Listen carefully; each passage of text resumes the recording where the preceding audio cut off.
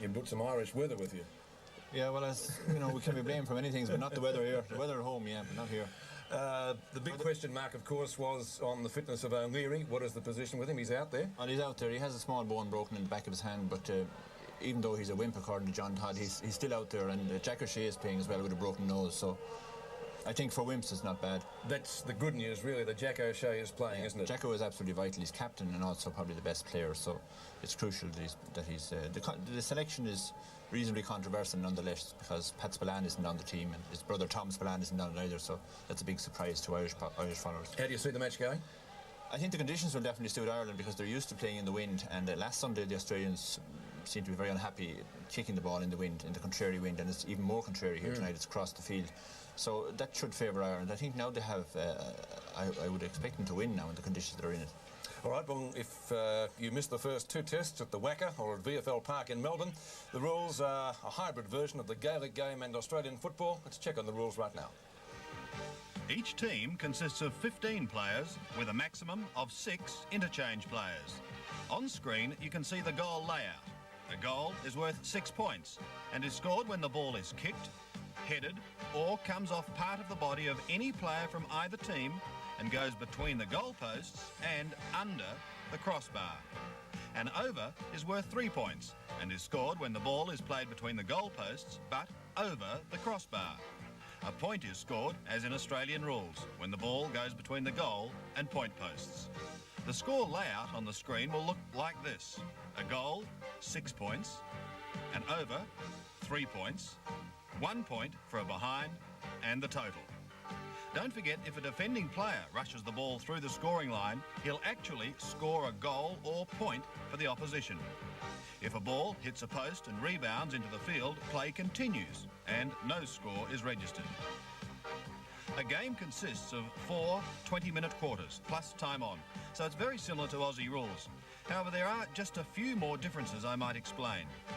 If a defending team puts the ball over its own end line, the attackers are awarded a free from the 45-metre line. If the ball is driven over the sidelines, a free kick is given to the opposing side and they can't hand pass the ball.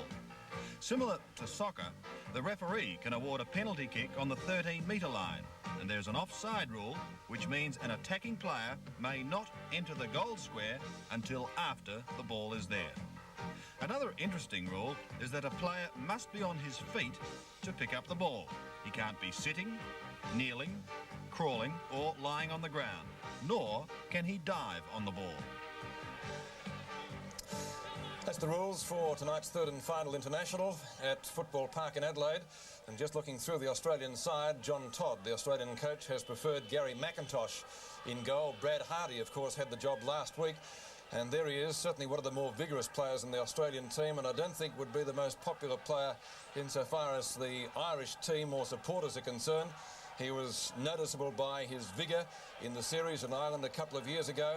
And of course, well, Gary McIntosh, that's the only way he knows how to play the game. There are 4 South Australians in the Australian team tonight: McIntosh, McGuinness, Anderson and also John Platten, irrespective, of course, of their current clubs.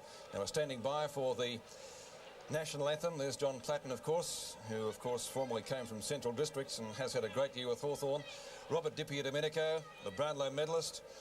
He was perhaps Australia's best player out at VFL Park last week. The Australians came back in the second half, but the Irish lead after they got 3 goals in a brilliant second quarter was just too much for the Australians to bring back. And Robert Di-Domenico, try as he did in the second half, was unable to bring the team back into it. The national anthems now.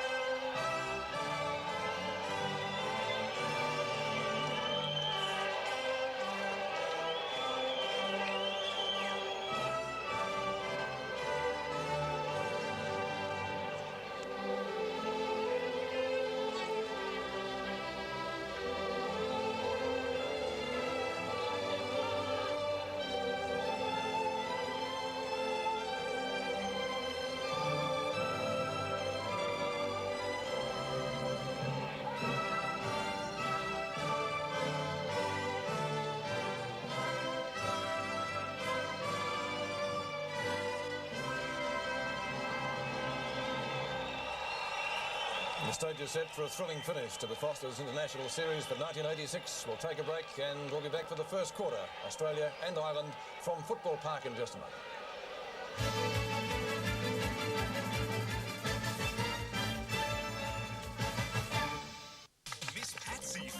About to swim the channel said fibre is part of my plan. Plus those 2 scoops of juicy sultanas in Kellogg's Sultana brand. Within a short distance of La Belle, France, she said have a change of plan. Back for 2 scoops of juicy sultanas and fibre-rich flakes of bran. Well, the French stayed on till the light was gone, but Patsy's in another land. Only Kellogg's puts 2 scoops of sultanas in Kellogg's Sultana brand. These leading insect sprays do one job well. They kill insects. But with flies, that's only half the job. Ordinary fly sprays don't kill these harmful germs. Germs that can cause family illnesses. Black Flag kills flies and can kill most germs. Because Black Flag's unique low-irritant formula is antibacterial. That's why Black Flag kills flies fast and kills a wide range of germs flies leave behind. Black Flag. When you take a tropical island holiday, you expect to find beachside barbecues and the feeling you've entered another world.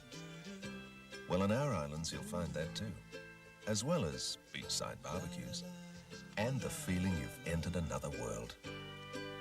Fiji, Fiji. It's as different as night is today. It's the way the world should be.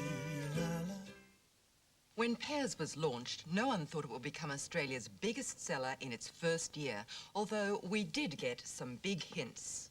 Obviously, it's just a good quality product, and the 2 work in conjunction. The shampoo and the conditioner complement each other. It's just so much softer and manageable. I'll certainly keep using it. It is a good shampoo. It's a lovely shampoo. When you get people commenting on your hair, it's really something.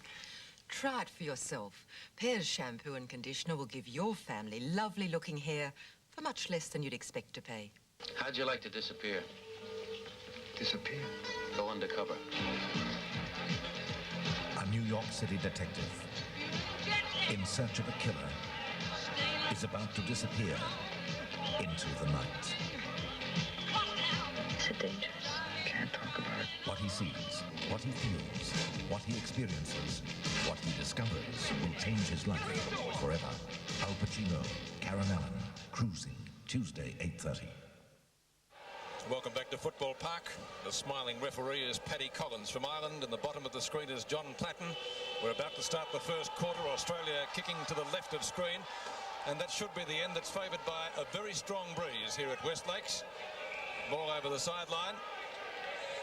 It will be a sideline kick to be taken for Australia down there. It looks like by Wayne Johnston. Might be taken by Wilson. Let's see who's going to take it. Eugene, very similar conditions than we had at VFL Park actually last week. Yeah, almost identical, and we have a bit of rain thrown in today as well, I think. Shocking kick by Johnston. And that was one of the failings of the Australian side last week. They just couldn't kick this ball as well as they would have liked. Dippy Domenico playing in front, but it's an Ireland ball, and it's going to be taken by Kerrigan. So a real chance for the Irish here to score. Over the top from McNichol, looks like for 3 points, or is it through for 1? 1 behind. So the Irish opening the scoring at the 52nd mark of the first quarter. Garry McIntosh, that's a better kick. And remember, Australia going with the breeze to fellow South Australian John Platten. He played quite a fair game. Opposite number 6 for Ireland is Daly. To O'Shea, Platten again. Sideline kick going Ireland's way. And there will be